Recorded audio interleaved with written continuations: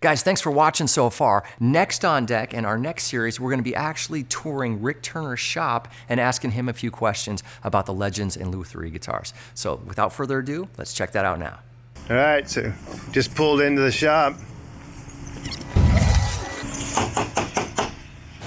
Okay, so we're back at the Rick Turner shop just down the street from Santa Cruz Guitar Company, and I'm with Rick Turner. Rick, thanks for coming. This is awesome. So glad you could be a part of it. I'm here every day. I know. Thank you for coming. Yeah. So we've talked all about the woods and the provenance and everything there, but you know what we haven't really talked about? We haven't really talked about the electronics or the pickups that are going to be involved in this Model 1, so we want to hear about it. Sure. I'm probably one of the few electric guitar makers who actually makes his own pickups. And I've been making pickups, magnetic pickups, since 1968, 1969, something like that. And we do it kind of have an unusual process in that we're winding directly on ceramic magnets with these fiber flanges added as bobbins. And right here, this is 8,500 turns of 44 gauge wire. I don't know if I can see it without my glasses. Can you see the wire? It's there it is. Barely. Yeah. It's maybe the size of a typical human hair.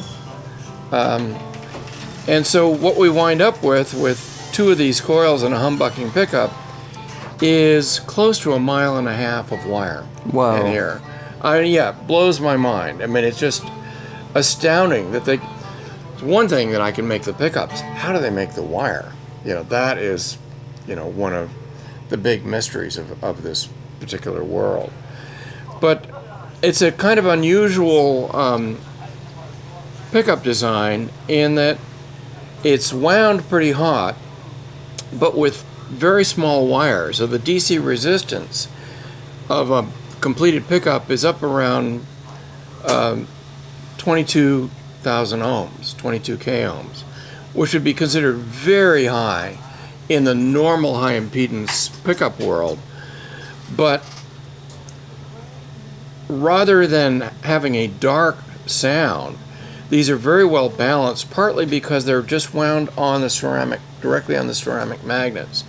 So there's no steel or iron load in the core, which means that these stay at a fairly moderate inductance. And while most people fixate on the DC resistance of the pickups, it's the inductance that really counts in terms of establishing the sound of the pickup. That and the aperture, how much of the string is being captured by the pickup itself. So when two of these coils go together, you have a fairly typical humbucking aperture and reasonably typical impedance, but with high DC resistance. So it's kind of an unusual. This is what's underneath the black plate that you see on the guitar. These then get vacuum potted in wax, a paraffin and beeswax combination, and and then here is a typical assembly where they're then mounted onto the wooden bar. Wood because, well, we've got a wood shop, but also it's non-magnetic and it's non-conductive. So it's not affecting the any of the electrical characteristics of the coil.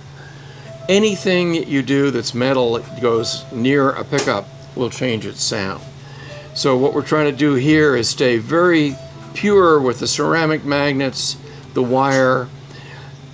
This then that's vacuum potted in wax. Then it gets put into a pickup shell and potted in epoxy. So it's a double potting, which keeps it from being excessively microphonic. And also, these just don't fail. We get them right here, they stay right. And that's for decades. So yeah, And then we also do a lot of the electronics in-house here, this being the electronics neighborhood, including making the EQ card for the Model 1s. We have a part-time electronics tech who comes in and populates the circuit boards and then makes the wiring harnesses that we use with plug-ins for plugging into the preamp card, plugging into the EQ card, and then the battery leads. So we're doing more of the internal electronics than most small boutique companies would be doing. More of just kind of a ancillary. You want to see a big piece of redwood? Yeah. Yeah. Okay, so what do we got here, Rick? We've got some reclaimed redwood, old growth stuff, beautiful vertical grain, just fantastic. And being here in California, it's so great because it's a California wood. Where does redwood sit in comparison to spruce and cedar on guitars? Redwood is much more like cedar. It's softer than spruce. It has very good stiffness to weight, very lightweight, so it can be very responsive easily. Would you say that it sits in between spruce and cedar in terms of... No, it's very equivalent to cedar in that sense. But, you know, with stuff like this, we guitar makers just go nuts for this very tight vertical grain stuff. This to us is great beauty. I mean, we love the stuff with figure in it and all that, but this is the structurally and tonally, this is the stuff. It's great. Yeah. Down here, we have some of the black acacia that we used for the neck stringers of the Legend series. This is also local wood. This came from, maybe 10 miles from here. And you can see it started off as some big chunks of wood. We're fortunate to have this horizontal band resaw here because I can take a piece of wood like this and run it through, and we can get beautiful, thin pieces of wood. This is the surface that the saw leaves. And that's the little spider. And this is just fantastic. It barely needs sanding. Yeah. And ready to go. It's right out of the saw. That's clean. So it's been great having this and being able to do a lot of our own wood acquisition and cutting. No. So this is it. This is the Legend series. That's the first of the 10 Legend Model 1s. Yep. This one is basically ready for the final fit between the neck and the body. These little areas will be sanded in a bit. And once that's fit and the neck and the body are nearly finished sanded, then we'll go in and route for the binding channels, purfling around the top. And so really in early next week, this one will be ready for the spray booth. Wow. So this is about 90% done, would you say? Well, no, you know, the thing about guitar making, when I worked for Gibson, one of the things that came out in corporate meetings was that about 1/3 of the labor load in the typical Gibson was in finish. Wow. Final sanding, that'll go fairly quickly. We process things through the spray booth pretty quickly. You know, we get things through in 4 or 5 days. But still, there's a tremendous amount of labor in the finishing process, and then especially in the rub out and final buffing of the instruments. That's hours right there, is in final sanding and rub out.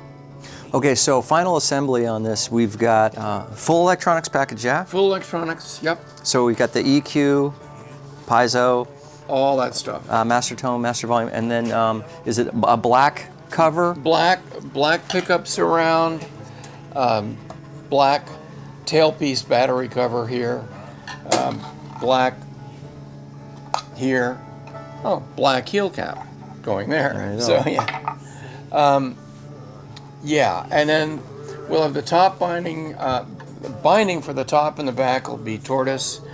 It'll have the purfling pattern that will match the Santa Cruz guitars.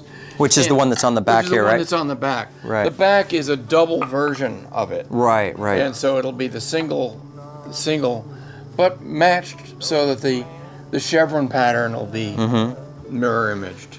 Yeah. Ebony board. Ebony fingerboard, custom inlays with our signatures and Richard and Rick, or Rick and Richard. I don't know. Is he taller than I am? Neither one of us are very tall. Yeah, and then we've got the tortoise celluloid binding on the peg head. It'll have the our regular logo on the peg head. Yep.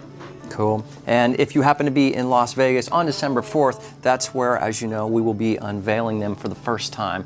And then the grand presentation will be at NAMM 2020. Yep. So we will be ready, right, Rick? We will. Yeah. You sure? Yeah. How did you guys come up with the logo? There's a wonderful inlay specialist who came up with that. Really, Carolyn over at Santa Cruz handled all of that stuff. This is my good friend Carolyn here. She runs the show at Santa Cruz Guitar Company. And I just put my stamp of approval on it. 'Cause Yeah. I like it.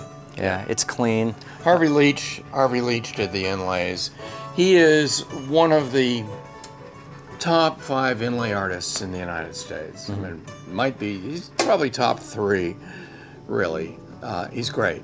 Really does beautiful work. Yeah. That's turned into a whole specialty unto itself, is doing inlay work. Yeah, yeah. Well, you guys have done a wonderful job. It looks great so far. Can't wait to see the finished product, but And I'm hear excited them, and already. play them. And yeah, more importantly, Yeah. hear them. And tandem and side by side, they're going to be amazing. Killer. They are kind of like twins, so to speak. Yeah, The yeah. acoustic and the electric, but very much connected in terms of tone. Like you were talking about earlier with the whole acoustic. Yeah, I mean, they're very compatible guitars, you know. This is a great guitar for an acoustic guitar player. It's a great electric for an acoustic player. Richard's guitars are great acoustics for an electric player. So it's been really fun working with him on this project, and with Carolyn's help all the way. Yeah. It's been great. Yeah. Well, Rick, thank you again. Great. Look forward to the final product. You'll see it soon. Okay. All right. We'll see you guys on December 4th. Heartbreaker Guitars for the official unveiling of Legends in Lutherie with Rick Turner and Richard Hoover.